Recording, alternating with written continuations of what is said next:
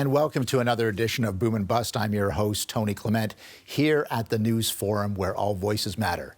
In another of a continuing series of Boom and Bust's View from Main Street, I'm pleased to have on the program the president of the Canadian Federation of Independent Business, Mr. Dan Kelly.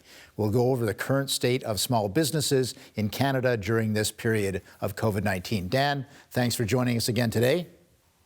Happy to be with you. First of all, how is small business faring during COVID-19?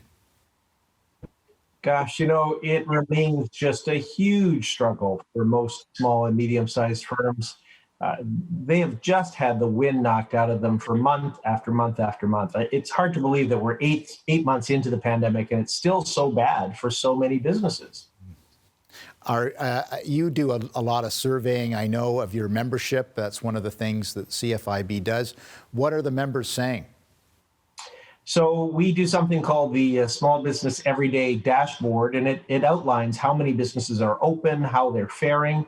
And right now, this late in the recovery, we have only 70% of businesses that are open across Canada. In fact, that number started to go down again as there's been a second round of lockdowns. Think about that, 8 months and only and 2/3 of the business community are even open.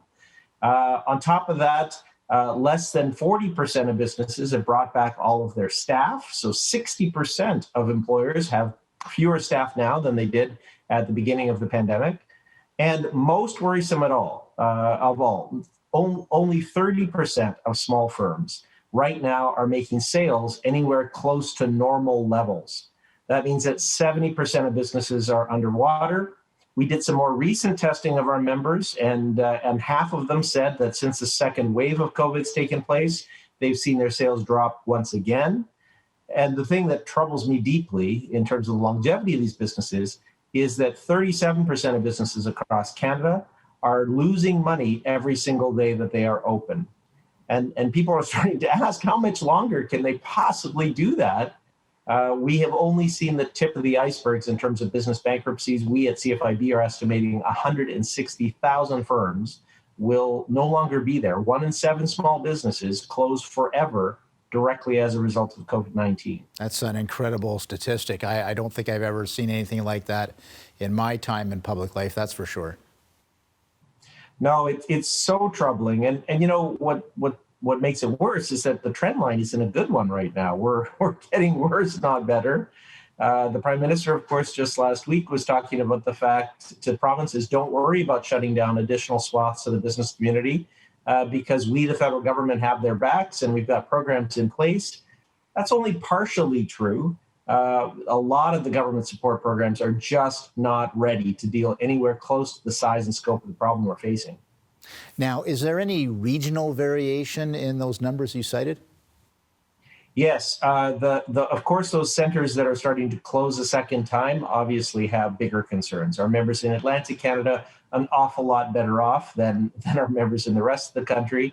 Not that they're immune from any of the impacts, they're not, but it is less than in most of the rest of Canada. Central Canada, Ontario and Quebec, obviously deeply, deeply hard hit. British Columbia, a little less so. But right now, I'm really worried about my home province, Manitoba, where I grew up.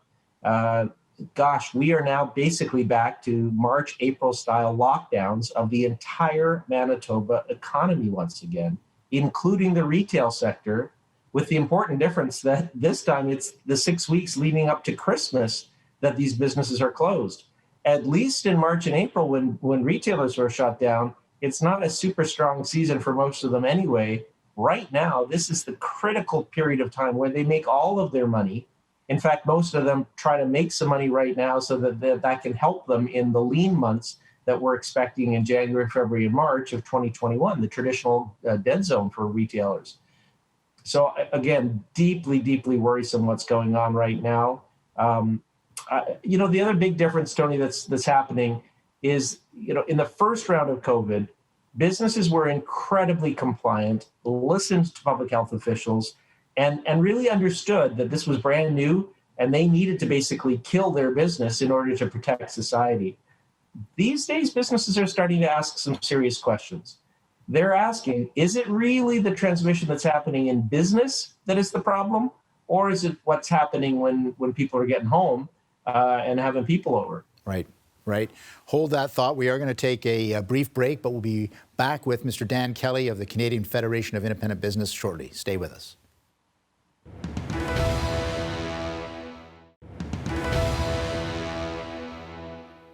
And we're back here at Boom and Bust with my guest, Mr. Dan Kelly.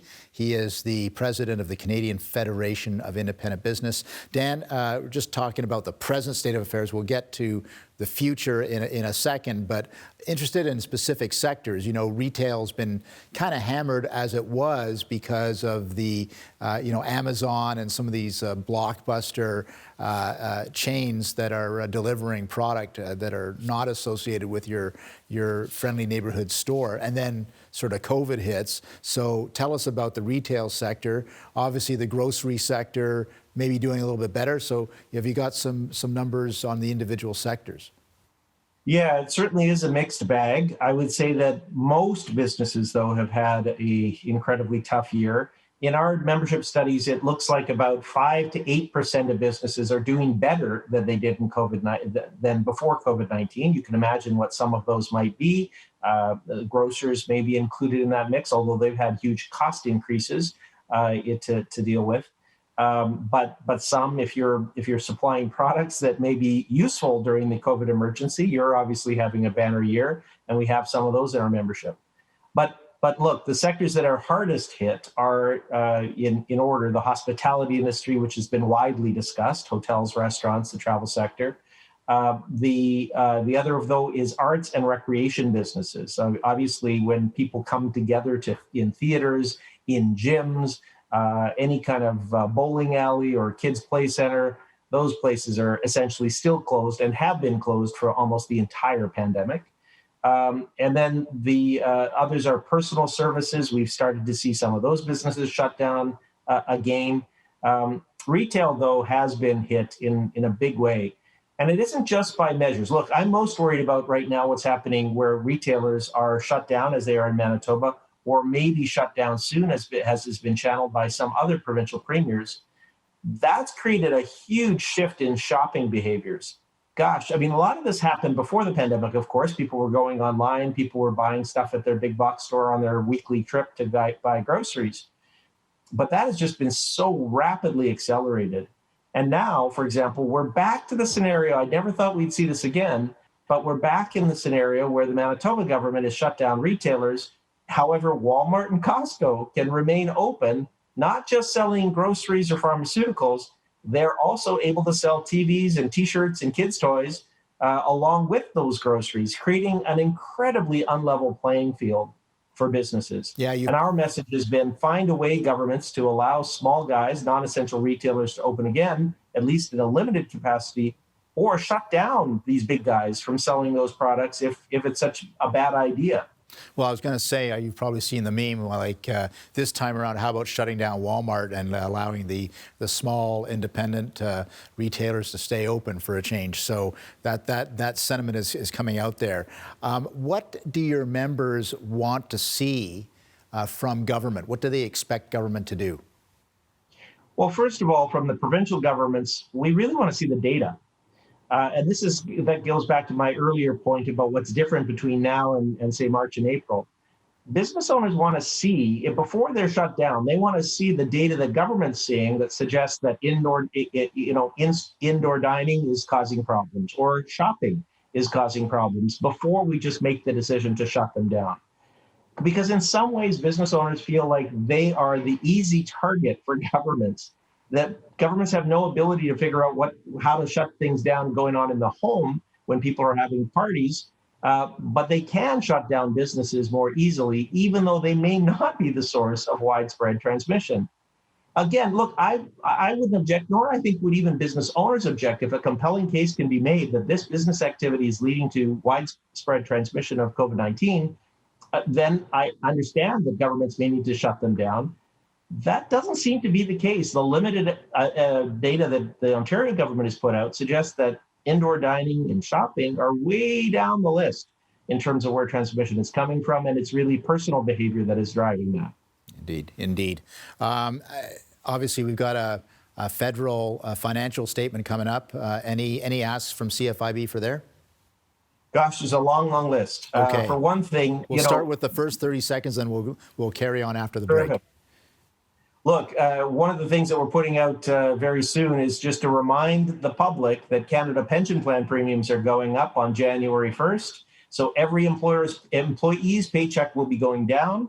Every employer's payroll budget will also be reduced. As a result of that measure, we're asking that at least a 1-year hold on CPP expansion as one of our requests for Chrystia Freeland.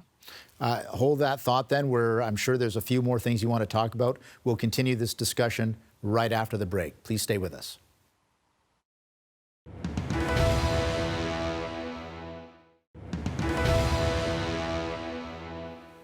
And we're back here at Boom and Bust. I'm your host, Tony Clement, with Mr. Dan Kelly. He is the president of the Canadian Federation of Independent Business. Dan, before the break, you just started getting into some of the things that the federal government can do with its economic statement. You talked about, I think it was the CPP premiums. What other things are you looking for from that economic statement? Well, look, we're obviously really concerned about the size and scope of the federal deficit. But what worries me more is that we don't even have right now proper supports in place for these businesses that are being closed a second time. And, you know, my organization never calls for business subsidies. Business subsidies don't work. No evidence suggests that they do. But this is different. Businesses are not being shut down because they've made bad business decisions or they're a dying industry. They're being shut down in order to protect society. And I think it's deeply unfair for us to expect that these business owners eat all the costs of addressing COVID-19 and the related shutdowns. So the wage subsidy, for example, yes, it's a good program, and the government is expected very soon to announce changes to it. But look, it was providing a firm that lost 30% of its revenue in the spring, got a 75% wage subsidy. Today, that same business gets 24%. On the rent subsidy, finally, something good is coming, but there has been no rent support delivered to businesses through almost the entire pandemic, and the previous program they had was a complete failure.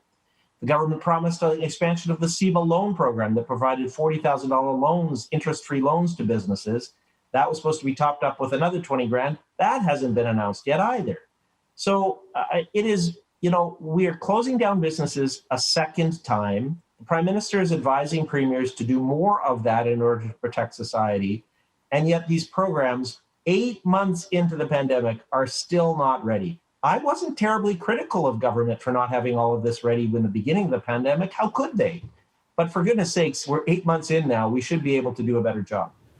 Now, of course, we've had not only this upcoming economic statement from the federal government, but we have had some provincial budgets. Has there been any good news in some of those?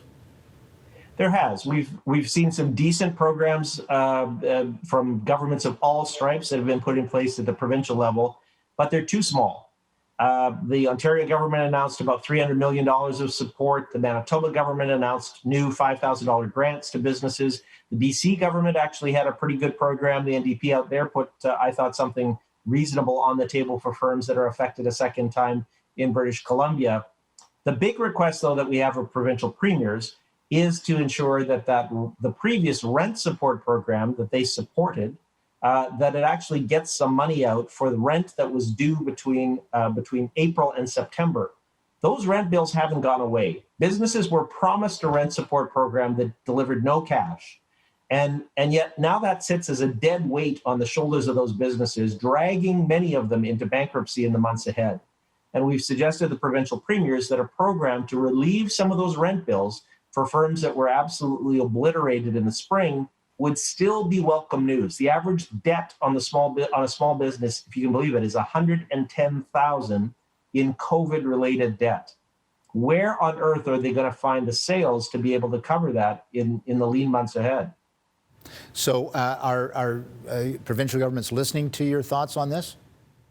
They are, but I really worry that we're moving into a round where the pressure to do an across-the-board shutdown, a circuit breaker shutdown of the economy, as they're referring to it, is going to be back. I mean, look, there's some public health officials that are out there suggesting that we should be going to a COVID zero strategy. And as beautiful as that sounds to me right now, how realistic is it to get to that level, and what would the economic consequences be?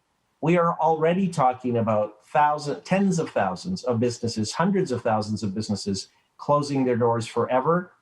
And behind every one of those businesses is a family that depends on it as their source of income, a community that depends on it for charitable giving, employees that depend on that as a source of jobs.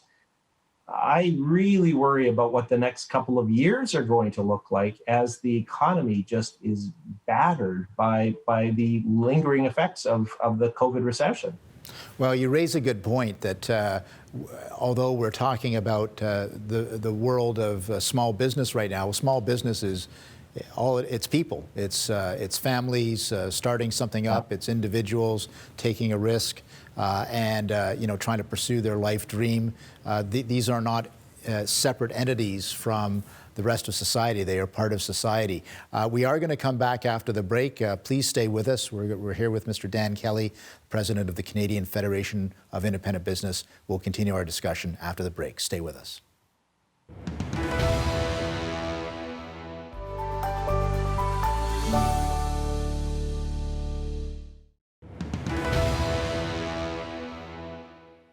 Welcome back to Boom and Bust. I'm your host, Tony Clement, here at the News Forum, here with the Canadian Federation of Independent Business President, Mr. Dan Kelly. Dan, we've kind of danced around this issue. Obviously, some provinces are making decisions and others are trying to stave it off. But if we had and I know this is a theoretical, but I think our audience needs to hear this, if there is a national shutdown again for 2 to 4 weeks, what would that do to your membership? Well, look, I would suggest that 160,000 permanent business closure number I quoted earlier would be, you could easily double that if we had to shut down the economy a second time. Look, there's no fat left in these businesses. This is unlike March, where businesses were in a reasonably healthy state in most parts of the country. Right now, they are deeply weakened as a result of COVID-19, carrying a lot more debt, fewer sales. They've lost some of their key staff. So, a strong wind could blow over many of the business community right now, let alone another deep wave of business shutdowns, as many are advocating at this moment. Look, I mean, if we're going to do this, nothing short of 100% support for the business losses during this shutdown would be anything less than that would cause calamity for the independent business community across Canada. And remember, at the end of this, Canadians are going to need to have jobs to go back to. And we're blowing through money left, right, and center federally right now. And we're supporting government spending on support programs at the moment. But that can't go on forever. We need to have businesses back in business if the government's going to have the tax revenue to dig us out of this. I'm going to switch gears in the final couple of minutes we have left on the program. You must have heard anecdotally, I'm sure, some good news stories, some stories of resilience and success in our small business sector. Are there a couple of stories you can share with our audience that can give us a little bit of hope? Absolutely. Look, there are loads of businesses that have been working hard to try to pivot, make changes to try to accommodate the new reality. So many of them have tried things. Many have failed, but some have been successful. We've seen a big tick up in small businesses going online. Shopify has certainly helped a lot of businesses get their retail stores open in an online fashion. And that was important. That was in effect necessary, and many businesses delayed it for far too many years in the past. That is good news. Others have accommodated pretty quickly working from home environments, some liking it better, some shedding costs that they might have had in other settings. Others have focused on exporting in greater volume. There's been a variety of measures of businesses, some of them changing gears to be able to survive, to sell COVID-related items. That has been helpful. So a lot of success stories along the way. But I got to tell you, we've taken at CFIB 65,000 calls from business owners, and the vast majority of them are from business owners in a state of panic, asking for help with access to some of these government support programs that I just mentioned. And I would say, Tony, in about a dozen cases, the business owner has been contemplating taking their own life. That's how dark it has become. Well, I am sorry to hear that, and we do need those mental health supports in our society. There's no question about it. I myself am involved in 3 or 4 startups that weren't even contemplated before COVID hit. Now, some of them might have happened anyway, but some of them really see an opportunity that has been spurred by some of the changes happening in COVID. So hopefully we can continue to see that resiliency in our ecosystem, right? Indeed, and look, if people wouldn't go into business if they weren't resilient by nature. And I'm, my message to small business owners: keep the faith. Brighter days are coming. Well, I share your optimism because the alternative isn't very palatable. Dan Kelly, I want to thank you again for being part of our program. I think this is your second visit to Boom and Bust. It's great to have you on. He's the president of the Canadian Federation of Independent Business, and I'm sure we'll have him on again if he's willing to do that. Dan, have a good day. You too. For sure. I want to thank Dan Kelly again from the Canadian Federation of Independent Business for being our guest. Obviously, a lot of challenges for our small and medium-sized businesses in Canada. And obviously, as we get closer to some sort of hybrid or lockdown situation in some of our provinces, again, that's not a good sign. But there's also signs of resiliency and coping and adapting and changing. So we'll continue to follow these stories. But you stay with us because this story ain't over yet. Thank you.